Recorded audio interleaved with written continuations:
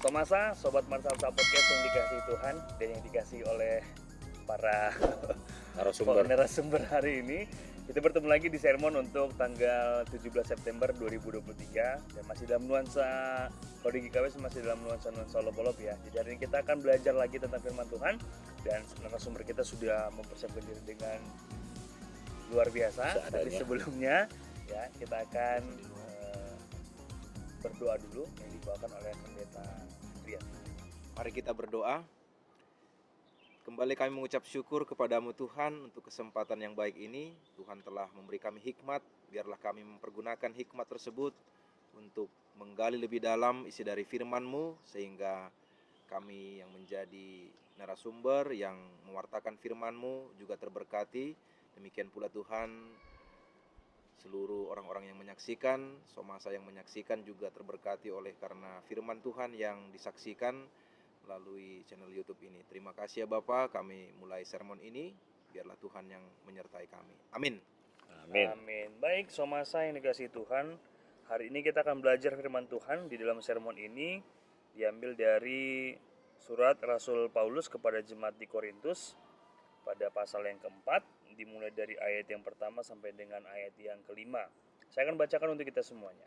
1 Korintus 4 ayat yang pertama sampai dengan ayat yang kelima. Demikianlah hendaknya orang memandang kami sebagai hamba-hamba Kristus yang kepadanya dipercayakan rahasia Allah, yang akhirnya dituntut dari pelayan-pelayan yang demikian ialah bahwa mereka ternyata dapat dipercayai. Bagiku sedikit sekali artinya, entahkah aku dihakimi oleh kamu atau oleh suatu pengadilan manusia. Malahan diriku sendiri pun tidak kuhakimi. Sebab memang aku tidak sadar akan sesuatu, tetapi bukan karena itulah aku dibenarkan. Dia yang menghakimi aku ialah Tuhan. Karena itu janganlah menghakimi sebelum waktunya, yaitu sebelum Tuhan datang. Ia akan menerangi juga apa yang tersembunyi dalam kegelapan, dan ia akan memperlihatkan apa yang direncanakan di dalam hati. Maka tiap-tiap orang akan menerima pujian dari Allah. Baik, somasa, demikian firman Tuhan. Jadi hari ini kita belajar dan topik kita untuk minggu ini di 17 September adalah hamba Tuhan yang taat. Nah, kita akan belajar apa nanti yang akan dijelaskan oleh narasumber kita, bagaimana penjelasan dari kalimat Paulus hari ini tentang bagaimana sebenarnya menjadi hamba yang taat dan taat yang seperti apa yang benar di mata Tuhan. Nah, mungkin kita bicara dulu latar belakangnya kepada pendeta Adrian dan juga pendeta Rolandi. Mungkin bisa dijelaskan kepada sobat Masa-Masa Podcast apa nih latar belakang kenapa Paulus menjelaskan dirinya, kenapa Paulus mendeskripsikan dirinya, identitasnya kepada orang-orang di Korintus pada saat itu, dan kenapa surat ini bisa sampai kepada mereka dan apa tujuan secara globalnya, secara umumnya. Silakan pendeta Adrian. Iya, jadi kalau kita lihat surat Paulus yang pertama, ini surat Paulus yang pertama ya kepada jemaat Korintus, di pasal yang pertama kita mendapati sebuah kondisi di mana jemaat itu dalam situasi perpecahan. Kenapa terpecah? Karena ada beberapa pelayan pada saat itu yang bisa kita sebutkan namanya Paulus, Kefas, Apolos gitu kan. Mereka punya kemampuan masing-masing, ahli di bidangnya masing-masing, sehingga terjadilah sebuah perpecahan karena terjadi pengelompokan-pelompokan, fanatisme. Jadi ada yang mengaku hanya golongan Paulus, hanya golongan Kefas, hanya golongan Apolos begitu. Sehingga ini menimbulkan ketidaktentraman di tengah-tengah jemaat Korintus. Dan dalam hal ini Paulus memperhatikan ini sesuatu hal yang penting, sehingga dia mengirim surat yang tujuannya tentu adalah memberikan penjelasan, sekaligus juga surat itu menjawab apa yang selama ini mereka pergumulkan, yang tentunya dasarnya adalah bagaimana mengimani Kristus itu sendiri dan bagaimana berlaku yang baik sesuai dengan firman Tuhan itu sendiri. Jadi secara sekilas kita mendapati ada persoalan konflik perpecahan di sini, sehingga kita bisa melihat Paulus menegaskan soal keberadaannya sebagai hamba. Jadi tidak perlu lagi diperdebatkan siapa yang lebih hebat, apakah Paulus, apakah Kefas, apakah Apolos, tapi semuanya, makanya dia pakai kata kami tadi kan, semuanya kami ini adalah hamba. Saya pikir itu konteks secara umum ya. terkait dengan surat ini. Terima kasih Pendeta Adrian. Mungkin ada tambahan dari Pendeta Rolandi? Iya, pada ayat 3 ini menjadi apa namanya? Dasar Udah langsung ayat 3 ini nih? ya. Iya, langsung ayat 3, Bang. Supaya cepat kita langsung ayat 5. Iya. Oke. Ayat 3 dikatakan, bagiku sedikit sekali artinya. Ini apa ya? Paulus boleh saya kategorikan menjadi seorang pribadi yang sangat handal dan orang yang sangat apa namanya? Tidak orang yang mudah untuk menyerah ataupun cengeng ya. Sehingga dia mengatakan bagiku sedikit sekali artinya. Ini kan sedikit sangat menyepelekan dengan situasi yang ada. Kesannya ada seperti itu. Entahlah aku dihakimi oleh kamu. Berarti ada sebuah perseteruan yang sedang terjadi yang tadi disampaikan oleh Bang Pendeta Adrian ya, tentang golongan-golongan yang kalau misalnya kita baca ada pada pasal 3 ayat 4, tetapi Paulus senantiasa menceritakan tentang keberadaannya dan juga keberadaan golongan-golongan yang lain itu adalah misalnya pada ayat 6 dikatakan Apolos menyiram tetapi Allah yang memberi pertumbuhan. Sehingga semuanya itu Paulus mau katakan bukan tentang Apolosnya, bukan tentang Paulusnya, bukan tentang Kefasnya, tetapi lebih kepada tentang Tuhannya ya, yang memberikan pertumbuhan iman kepada jemaat yang ada di Korintus. Jadi latar belakang perpecahan itu sangat jelas sekali terlihat ya pada pasal 4 ini secara khusus tadi disebutkan pada ayat 3, Bang. Mungkin itu saja dulu, Bang. Oke, baik. Supaya lebih detail lagi, kita akan berupaya untuk, karena ini sedikit ayatnya ya, saya akan bagi menjadi 3 bagian nih. Nah, mungkin kita bisa menjelaskan kepada Sobat Marsapsa Podcast. Ayat 1 dan 2 ini kan dia berbicara tentang status, ada kata-kata hamba nih. Nah, hamba ini kan sebenarnya dalam bahasa Inggris pun ada, dalam bahasa aslinya pun ada berbagai jenis gitu kan. Mungkin bisa dijelaskan, dan kemudian tentang rahasia Allah dan juga tentang hal dapat dipercayai.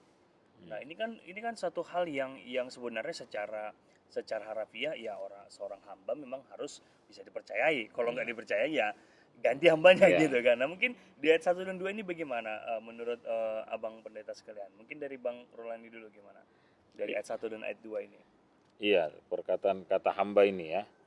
Iya, jadi kalau kita membaca pada ayat 1 dan ayat 2 tentang hamba-hamba Kristus ini menggambarkan tentang bagaimana posisi Paulus ya di hadapan Tuhan dan di hadapan semua manusia. Ya, sehingga dia mau katakan kepada semua orang, aku bukan hamba manusia, bukan hamba sekelompok orang atau hamba seseorang, tidak. Sehingga dia tidak sedang melakukan apa yang sekelompok orang inginkan atau membuktikan kepada sekelompok orang tentang sesuatu hal atau mengerjakan sesuatu sesuai dengan selera sekelompok atau seseorang, tidak. Tetapi dia mau katakan sebagai hamba Kristus maka dia hanya tunduk. Ya, Paulus hanya mau tunduk pada apa yang dimintakan oleh Tuhan. Ya, sebagai atasan boleh atau sebagai yang memberikan perintah, sehingga dia katakan pada kalimat berikutnya hamba-hamba Kristus pada ayat 1 yang kepadanya dipercayakan rahasia Allah. Kepada Paulus kah, kepada Apolos kah, atau kepada siapapun, ada rahasia Allah, ada kehendak Allah yang dititipkan bagi mereka. Sehingga pekerjaan mereka adalah melakukan apa yang sudah dipercayakan oleh Tuhan itu kepada kepada Paulus atau kepada mereka ya. Sehingga dia memakai kata memandang kami, demikianlah hendaknya orang memandang kami. Jadi cara pandang orang itu dari ayat 1 dia mau merubah cara pandangnya, jangan melihat kami seperti ini tetapi seperti ini.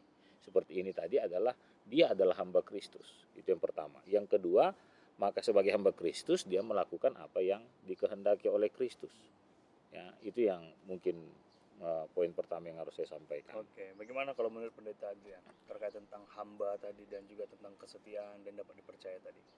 Iya, saya mendapati memang istilah hamba di sini gak sedikit berbeda dari kata yang dipakai oleh Paulus pada umumnya, doulos, yang dalam bahasa Yunani yang kita tahu doulos itu artinya adalah hamba Tuhan, yang kemudian berasal dari pemahaman hamba yang dimiliki oleh seorang tuan, sehingga hamba itu harus patuh, tunduk karena yang memiliki dia sepenuhnya, hak kepemilikan itu adalah tuannya. Maka dia bekerja sebagai orang yang taat kepada tuannya.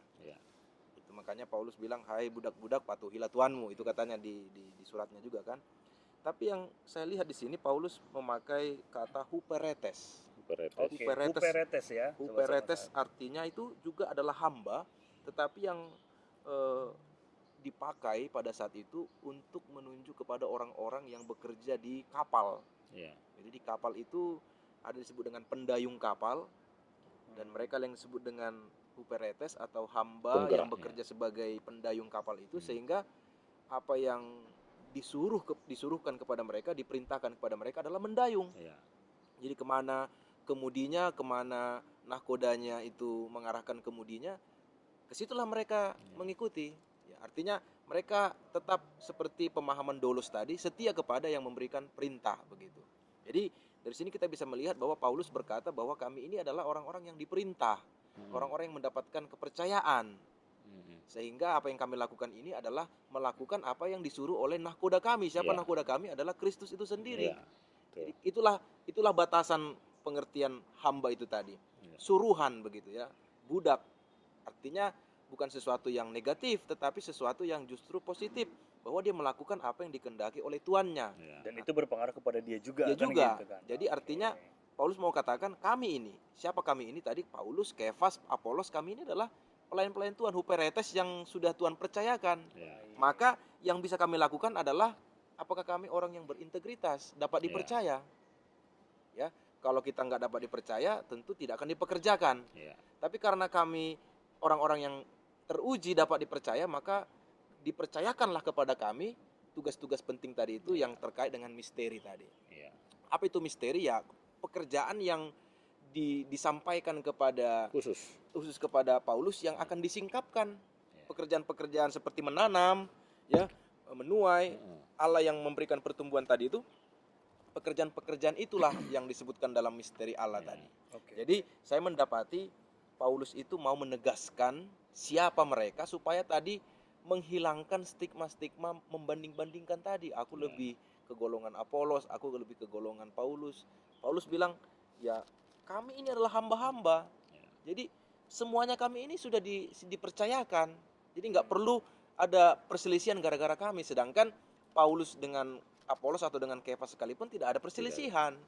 Jadi ini yang mau ditegaskan oleh Paulus, ya kami punya porsinya masing-masing. Tapi ya pastinya harus punya integritas dapat dipercayai tadi. Itulah hamba itu tadi ya.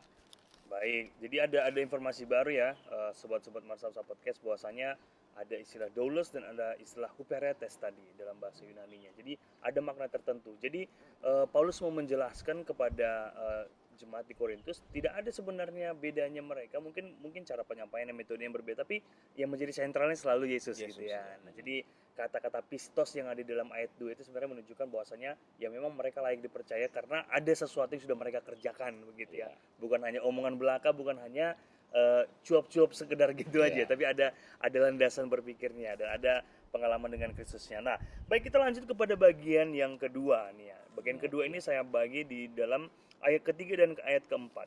Karena kan ini menjadi hal yang cukup ditemui oleh Paulus, karena kan awal-awalnya dia kan ada istilah dia mengatakan masih bayi, dan kemudian orang-orang juga mengatakan masih baru kok dia sebagai orang Kristen yang mengikut Kristus gitu kan, dengan semua latar belakangnya dia, pasti orang-orang kan melihat latar belakangnya dan membatasi, mungkin mereka membatasi diri, siapa sih Paulus itu, dan memang belum terkenal waktu itu ya, belum sesuatu orang yang wah lah di pikiran mereka. Makanya mereka tahu ini pengejar-ngejar orang Kristen. Nah, bagaimana abang-abang sekalian melihat tentang apa yang dijelaskan Paulus tentang ini kan bicara tentang apa yang sudah dilalui dia. Tadi pendeta Rolandi sudah membahas sedikit ya tentang dihakimi lah, tentang pengadilan inilah, dan bagaimana kita bisa melihat ini ya, apa yang sudah dialami Paulus dan apa yang pengen dia tekankan di dalam ayat 3 dan ayat 4 ini. Mungkin dari pendeta Adrianti.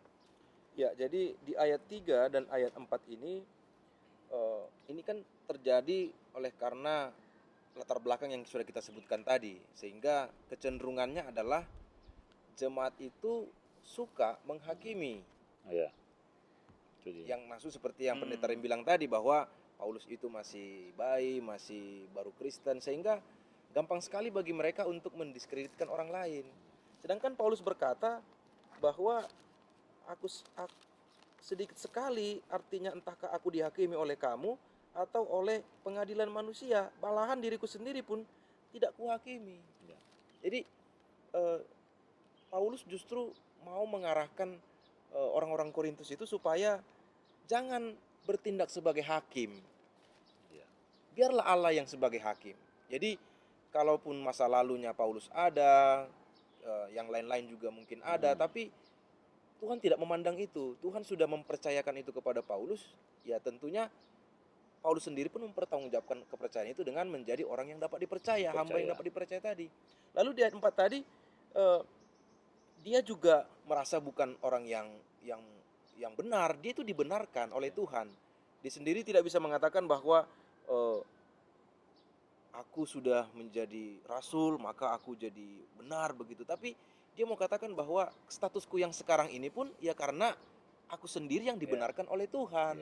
Gitu. Jadi jangan dibolak-balik, seolah-olah kita itu dihakimi maka kita mendapat predikat menjadi orang benar. Sedangkan yang berhak untuk mengadili kita atau menghakimi kita itu adalah Tuhan itu sendiri.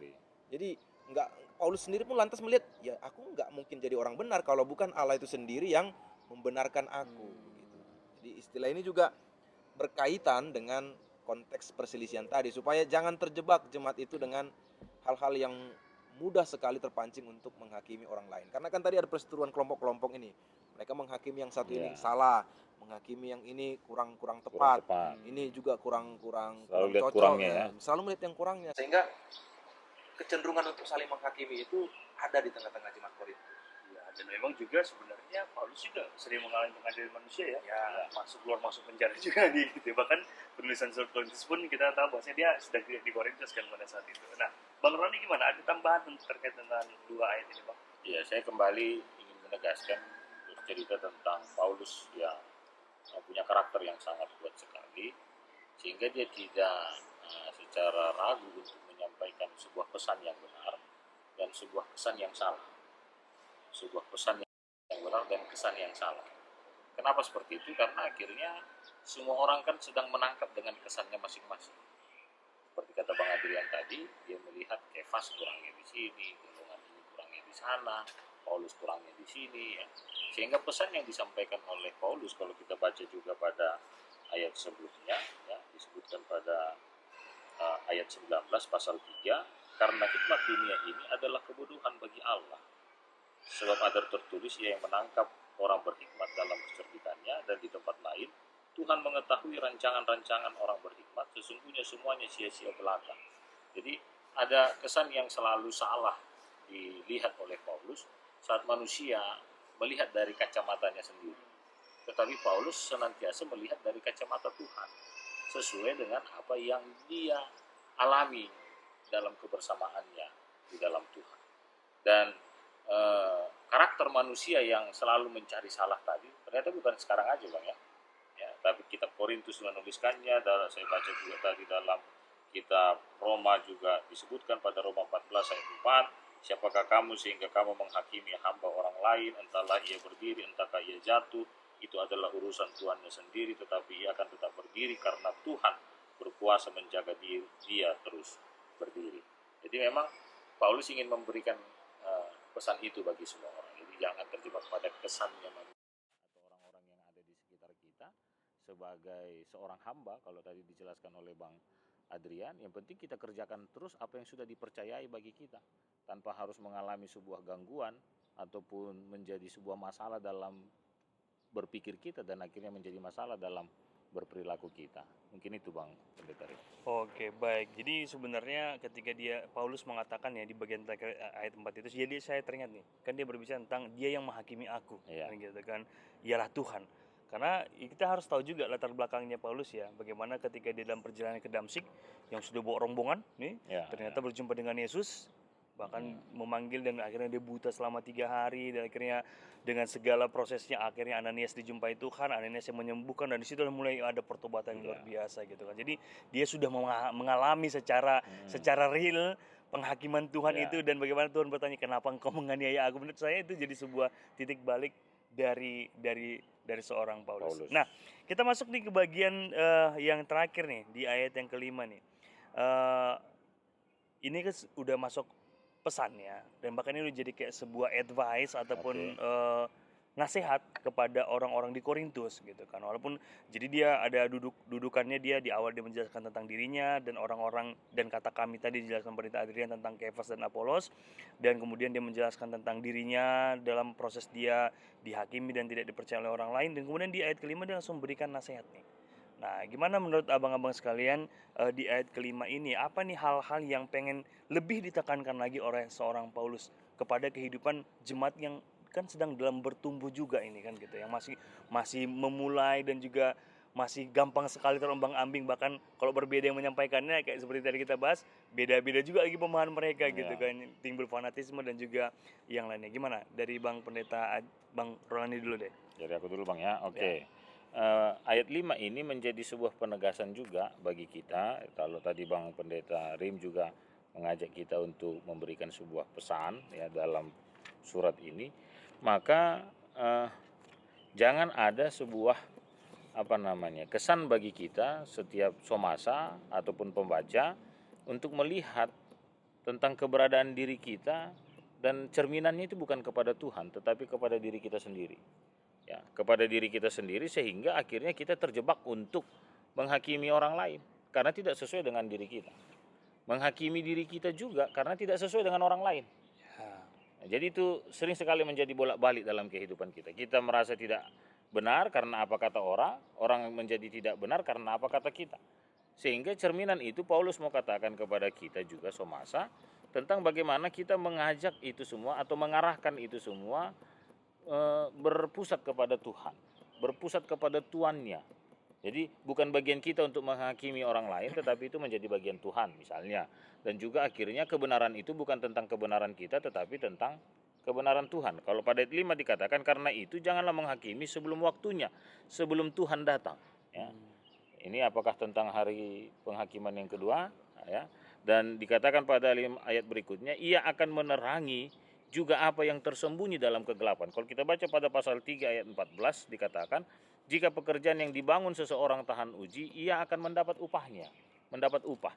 Jika pekerjaannya terbakar, ia akan menderita kerugian, tetapi ia sendiri akan diselamatkan, tetapi seperti dari dalam api. Jadi ada pekerjaan Tuhan ya yang harus kita percayai menjadi bagian yang terus hidup di dalam kehidupan kita. Jadi jangan terlalu ambil pusing tentang bagaimana kita melihat kebenaran itu lewat diri kita atau lewat orang lain, tetapi supaya lebih mudah, mari kebenaran itu kita pakai pada kebenaran Tuhan. Sehingga Paulus, walaupun orang lain mengucilkan dia, ya, kalau dulu saya sering dalam pembahasan kan sering dibilang, siapa itu Paulus, tadi kata Bang Pendeta Rim, toh dia baru saja menjadi orang yang percaya kepada Kristus, atau orang lain mengatakan siapa sih itu Paulus, kalau dibandingkan dengan Yeskel seperti topik kita minggu yang lalu, dia sudah belajar untuk menjadi seorang imam besar, ya kan. Paulus pun adalah orang Yahudi, tetapi tidak pernah disebutkan dia sebagai orang yang belajar tentang Kristus, kan kira-kira demikian. Mungkin orang mengecilkan dia, tetapi karena Paulus tetap berpusat pada kebenaran lewat pengalamannya kepada Kristus, kepada Yesus, maka itu menjadi sesuatu yang kokoh sekali dalam diri. Jadi kepada somasa tetaplah berpaut kepada Tuhan, dan Tuhan sendiri akan menerangi kehidupan kita dalam kegelapan, dan ia sendiri akan menetapkan rancangan kita.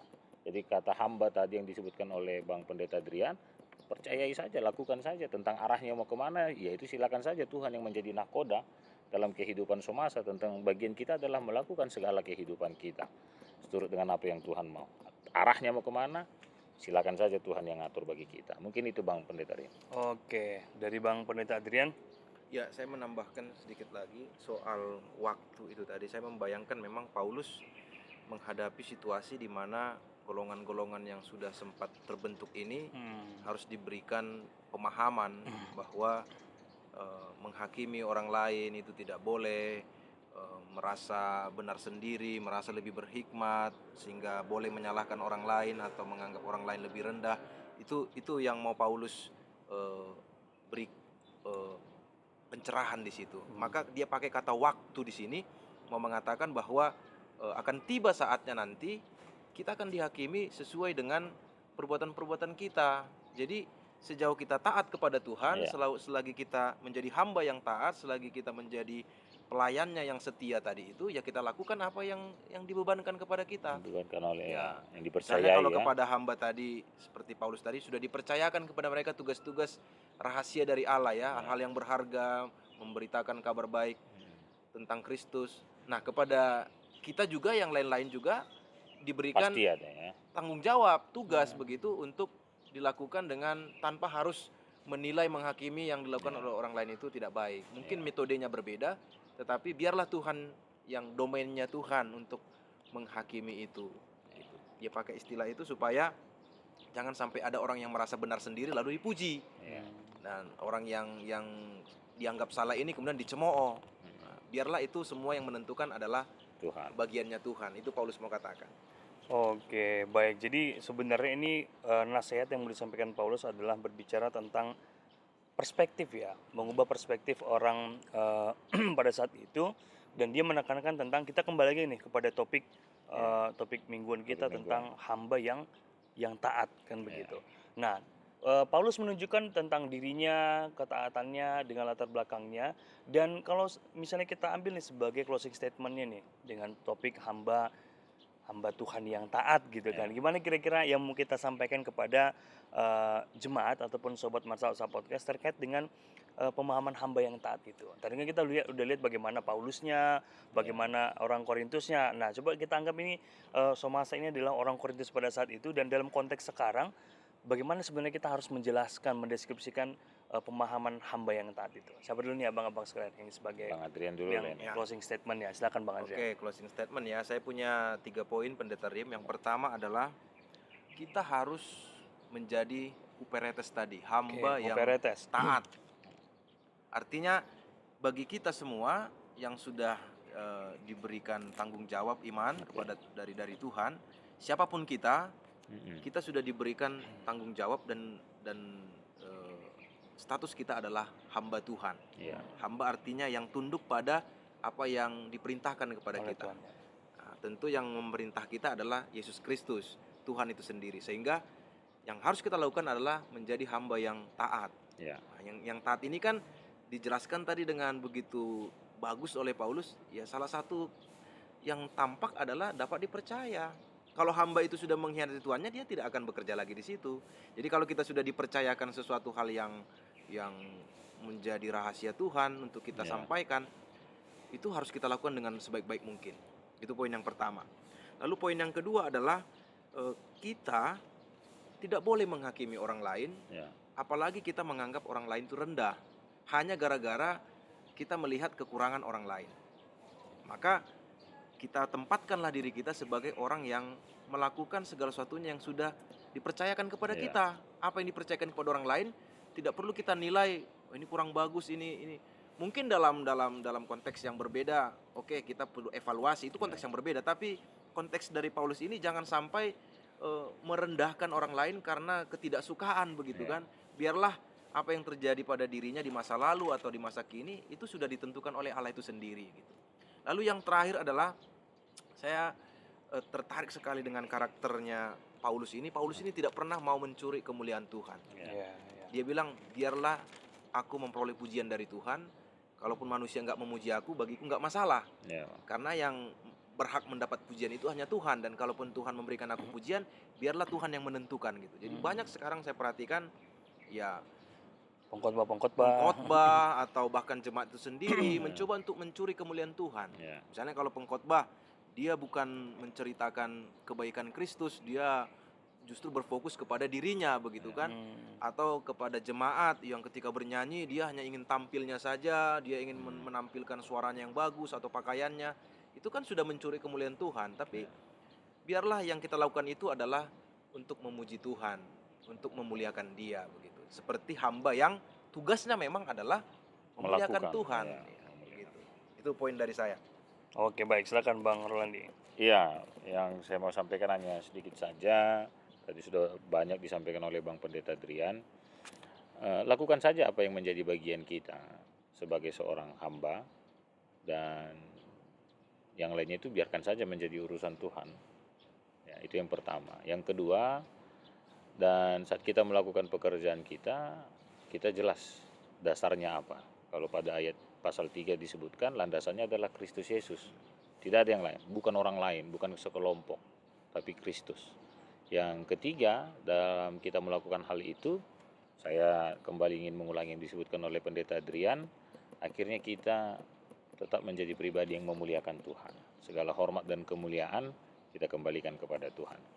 Ya, yang ketiga saya ingin mengulangi apa yang disebutkan oleh Abang Pendeta Adrian, ya, kalau biarkan saja apa yang kita lakukan menjadi kemuliaan bagi Tuhan, ya.